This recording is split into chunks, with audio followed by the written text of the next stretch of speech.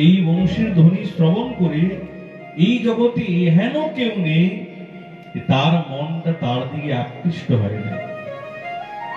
তিনি তো মুরলী মোহন, যিনি মুরলীর দ্বারা এই জগৎকে মোহিত করে দেন।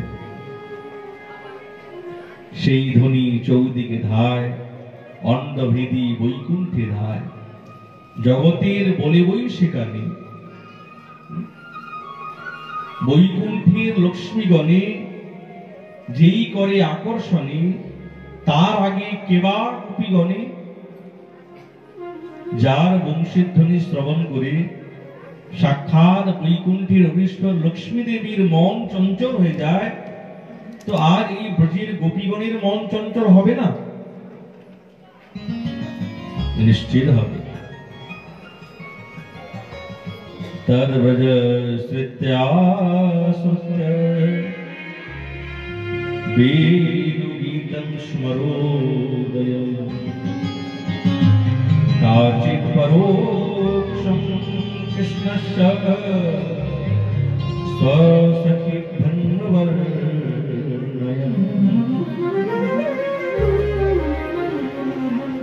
আজ ব্রজগোপীগণ দেখুন এই দিব্য মোহন মুরলীর ধ্বনি শ্রবণ করেছেন না, কেউ আর নিজের মতো না।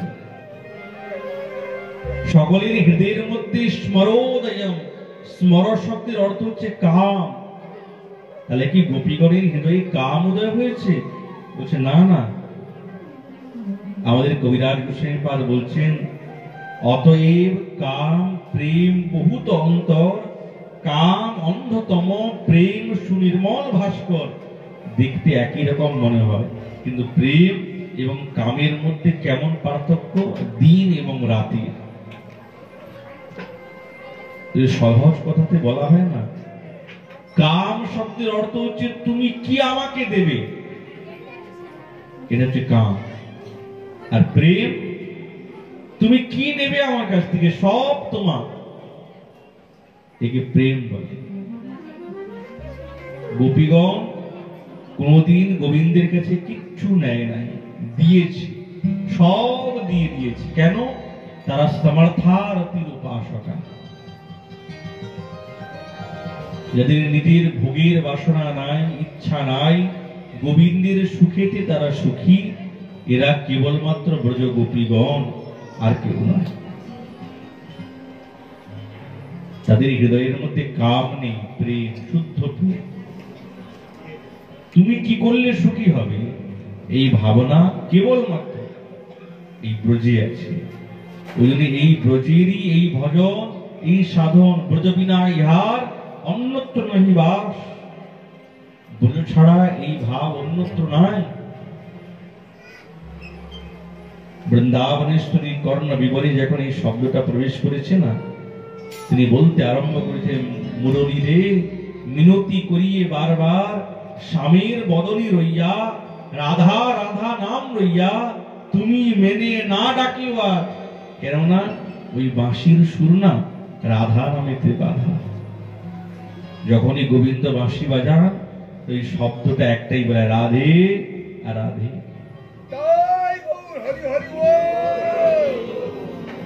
আর কি অন্য কোন শব্দ বাজায়? অন্য শব্দ। তখন বলছেন, দেখো তো কি সুন্দর রূপ, গোবিন্দের রূপের কথা বলছেন। এটি হচ্ছেন গোবিন্দের বাস্তবিক রূপ। বরহা পীড়ম নটবর বপু করণयो করণিকা বিভ্রদবাস কনক কপিশম বৈজয়ন্তীম চমা রন্ধ্রান বেনুরধর সুধয়া पूरयन गोप वृंदई वृंदारण्यं स्वपदरमणं राविशद गीत की राविशद गीत की।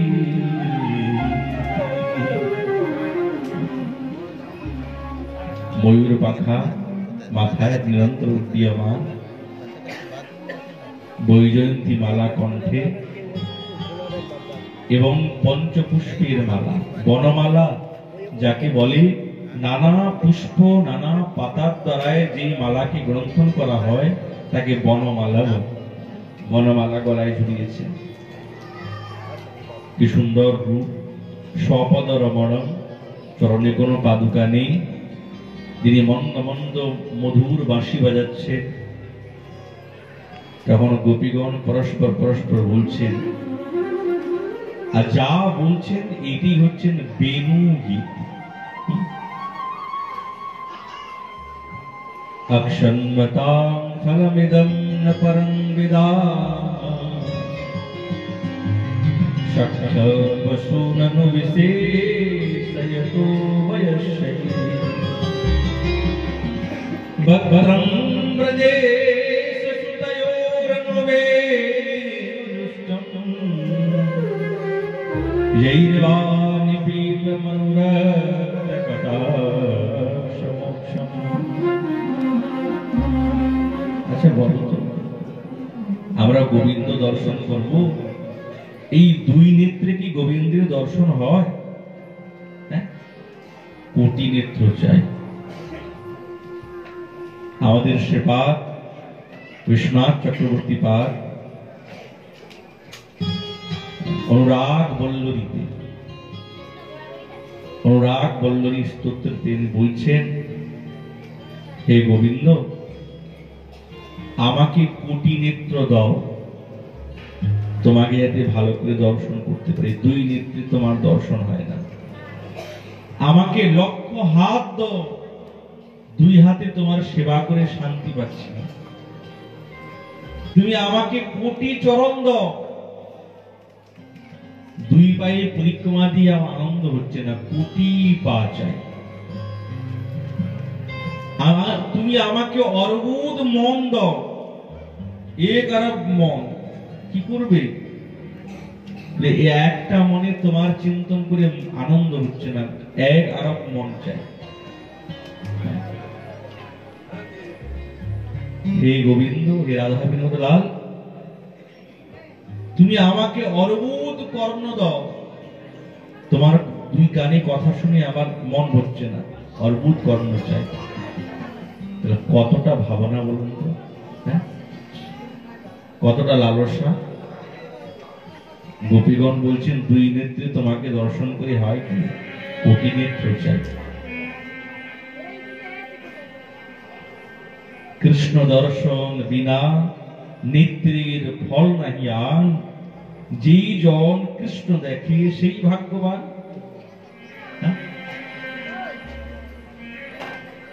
এই নেত্র তো আছে, নেত্রে যদি গোবিন্দ দর্শন না হয়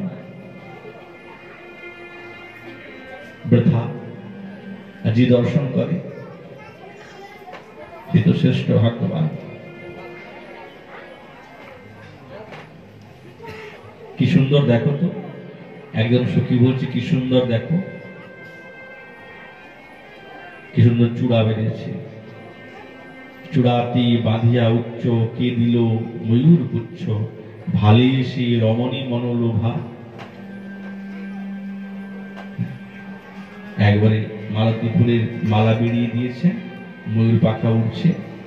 গোপীগণ বলছেন, দেখো এই বৃক্ষের ডালের মধ্যে না এই পাখিগুলো চুপচাপ বসে আর গোবিন্দের বাঁশির সুরের আলাপ শ্রবণ করছে। তারা মনে মনে ভাবছে, না চঞ্চলতা করার সময় আরো পাবো, কিন্তু এই বাঁশির সুর কি আর পাবো? আর পাবো না। ওই জন্য মনকে একাগ্র করে তারা বাঁশির সুর শ্রবণ করে মত্ত হয়ে গেছে বৃক্ষের ডালের মধ্যে। এরা কোনো পাখি নয়, এরা আত্মারা।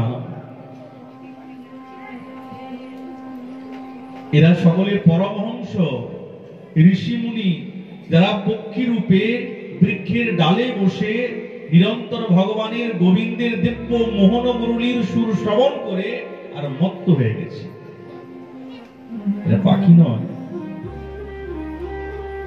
বৃন্দাবনে বৃক্ষ লতা একটা ঘাসও সাধারণ নয়, কোন ঋষি মুনি বৃন্দাবনের জীবজন্তু পক্ষী এরা কেউ সাধারণ পশু পাখি নয়, এরা সকলে ঋষি মুনি।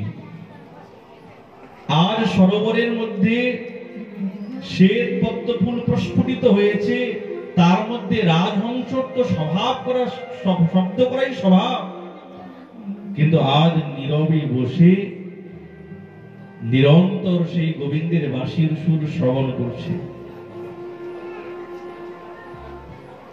তো গোপীগণ কেন বলছেন? গোপীগণ বলছেন যদি আমরা এই রাজহাঁস হতে পারতাম, তাহলে সরোবরের মধ্যে বসে আজ গোবিন্দের দিব্য মোহন মুরলীর ধ্বনি শ্রবণ করার সৌভাগ্য পেয়ে যেতাম। যদি আমরা বাছুর হতাম, তাহলে সেই গোবিন্দের নিকটে গিয়ে অপলক দৃষ্টিতে তাকিয়ে তার দিব্য মোহন মুরলীর ধ্বনির আলাপ আমার এই কর্ণকুটে পান করতাম। আসলে কি জানেন তো, যাদের সৌভাগ্য হয়েছে তাদের সৌভাগ্যকে দেখে মনের মধ্যে তাদের প্রতি ঈর্ষা এসেছে। এটা গোবিন্দ প্রেম, আর কিছু। শ্যাম সুন্দরীর সবকিছুই তো মধুর, সবকিছু সুন্দর। বিনোদ গলে বিনোদ মালা, বিনোদ বিনোদ দুলে, কোন বিনোদিনী গাঁথিল মালা বিনোদ বিনোদ ফুলে। বিনোদ মানে জানেন, যদি শত মধুরকে একসঙ্গে করে নিষ্কাশিত করা হয়, তার থেকে যেইটি বেরোয় তাকে বিনোদ বলে। বিনোদ মানে সবার থেকে সুন্দর, যেটা দেখলে মন আনন্দিত হয়ে যায়। বিনোদতে বিনোদ, সব বিনোদ। ওই জন্য তো দেখুন গোবিন্দের মধুরাষ্টকের মধ্যে কেবল মধুরম মধুরম বলেছে। লীলাসুখ বিল্লমঙ্গল যখন গোবিন্দের রূপের বর্ণনা করতে গেলেন না, কেবল একটাই কথা, মধুরম মধুরম মধুরম মধুরম, আর কিছু নেই। বলছেন না, আর শব্দই নাই। আধরম মধুরম বদনম মধুরম নয়নম মধুরম হসিতম মধুরম হৃদয়ম মধুরম গমনম মধুরম মধুরাধিপতে রখিলম মধুরম বচনম মধুরম চরিতম মধুরম বলিতম মধুরম বসনম মধুরম চরিতম মধুরম ভ্রমিতম মধুরম মধুরাধিপতে রখিলম মধুরম গোপা মধুরা গাवो मधुरा यश्रीर मधुरा सृष्टिर मधुरा अधरम मधुरम बदनम मधुरम नयनम मधुरम हसितम मधुरम मधुरम मधुरम मधुरम मधुरम मधुरम मधुरम मधुरम मधुर छाड़ा কিছু সত্যি তো মধুর, সেই তো বৃন্দাবন, যেখানে ব্রজগোপীগণ নিরন্তর গোবিন্দের বাঁশির শব্দ শ্রবণ করে মত্ত হয়ে যান। সেই বৃন্দাবন, কিন্তু আমরা তো সেই বাঁশির সুর শুনতে পাই না। আমাদের চোখে তো কোনো লীলা ছবি ফুটে ওঠে না,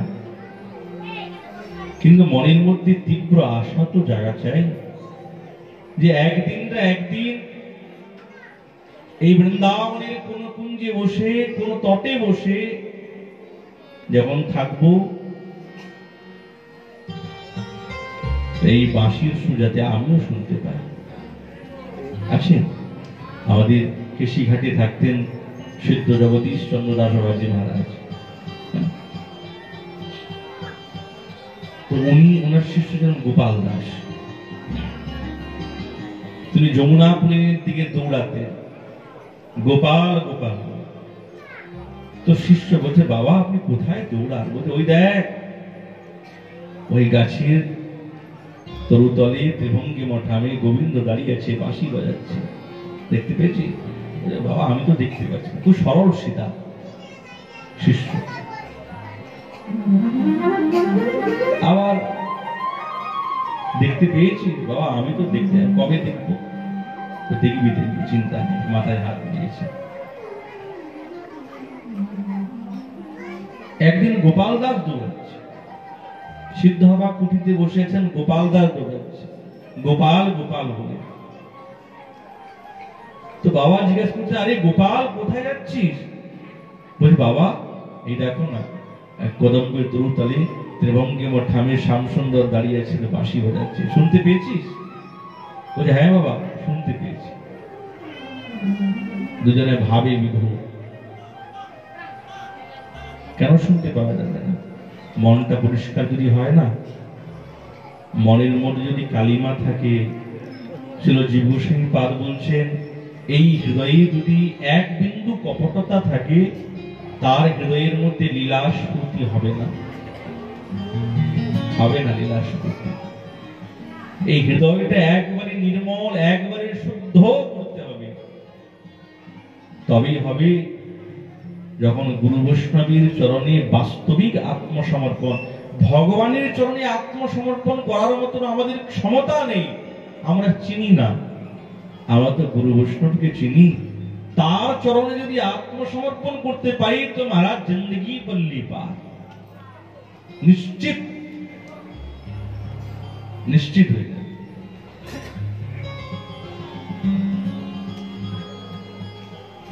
এখনো তো সেই বৃন্দাবনে আছে,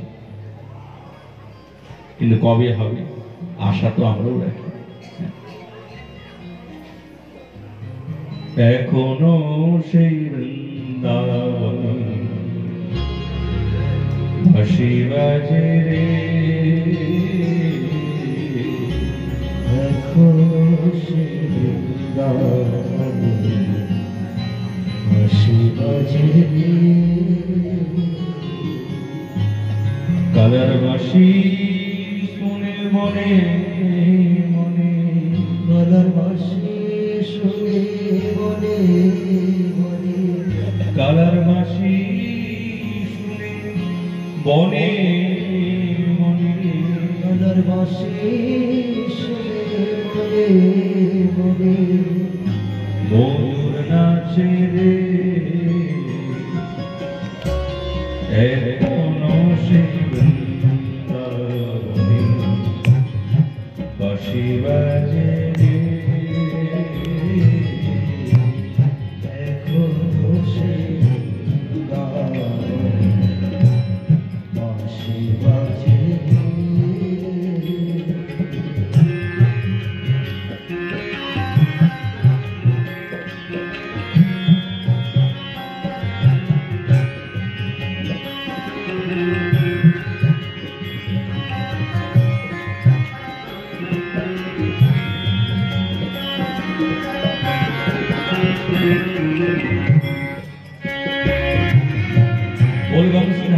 ভগবান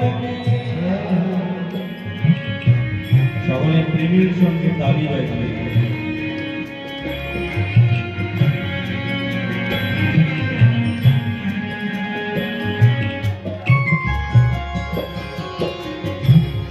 আজ সেই গাভী গুলি গোচারণে উড়ায় গুলি, সেই গাভী গুলি গোচারণে উড়ায়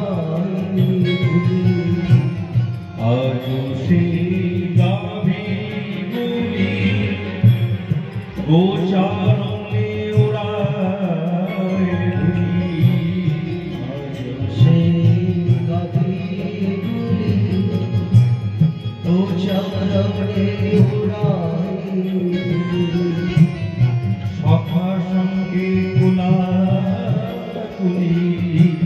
সখা সঙ্গে কোলাকুলি সখা সঙ্গে কোলাকুলি সখা সঙ্গে কোলাকুলি রাখাল রাজে রে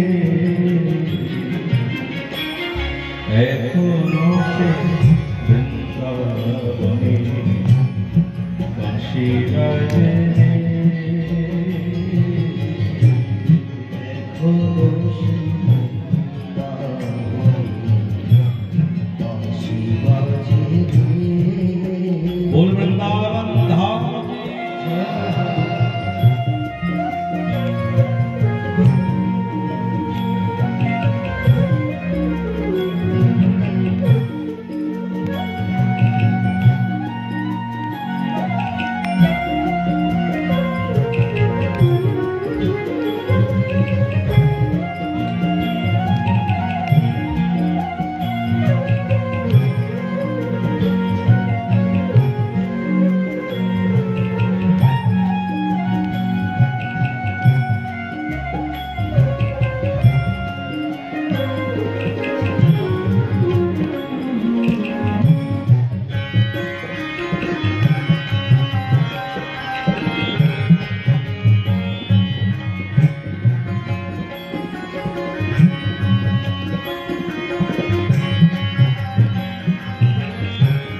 আমাদেরকেও ভাবতে হবে যে আমরা সেই বৃন্দাবনের কুঞ্জে বসে আছি, আমরাও সেই যমুনা কুঞ্জে আছি, সেই কুঞ্জ বাটিকাতে বসে আছি। মন আপনাকে যেখানে নিয়ে যাবে সেখানেই যাবে।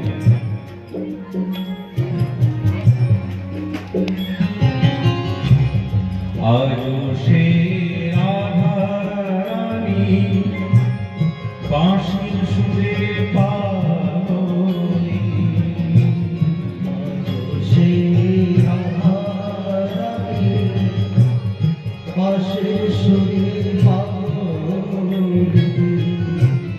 আজও সে রাধারানী বাঁশির সুরে পাগলি, আজও সে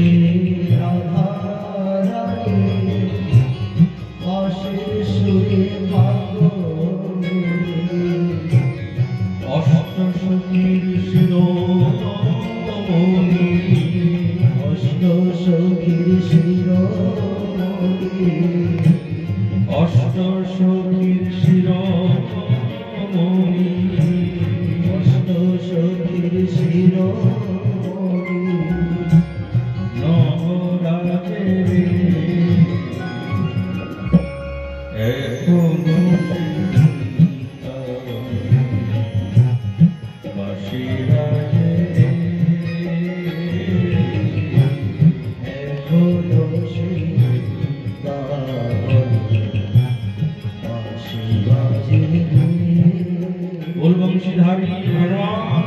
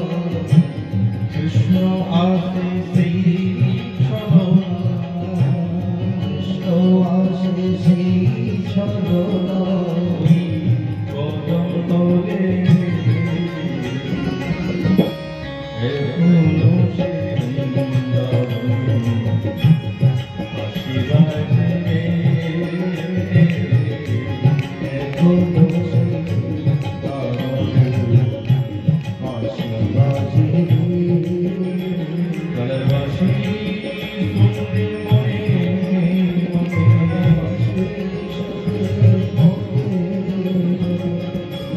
ময়ূর নাচে রে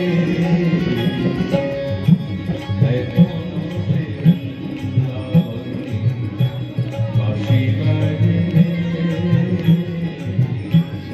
এখনো সে বাঁশি বাজে এখনো সে বাঁশি বাজে। बोल बंशीधारी भगवान, बोल कृष्णचंद्र भगवान, बोल राधा रमण लाल की। এরপরে বস্ত্রহরণের প্রসঙ্গ।